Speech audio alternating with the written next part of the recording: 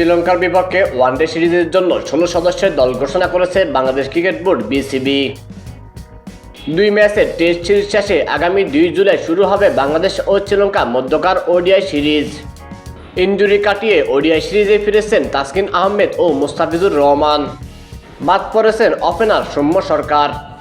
দীর্ঘদিন পর জাতীয় দলে ডাক পেয়েছেন নাঈম শেখ। তবে সাম্প্রতিক সময়ে আলোচিত নূর হাসান সোহানকে স্কোয়াডে রাখা হয়নি। বিসিবির ঘোষিত স্কোয়াডে রয়েছেন ৪ জন ওপেনার।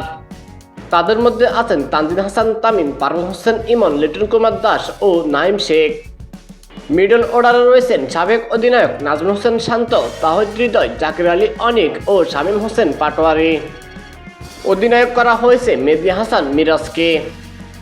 স্পিনার বিভাগে থাকছেন অধিনায়ক মেহেদী হাসান মিরাজ, রিশাদ হোসেন ও তানভীর ইসলাম। বিসিবির ঘোষিত স্কোয়াডে রয়েছেন ৫ জন পেসার।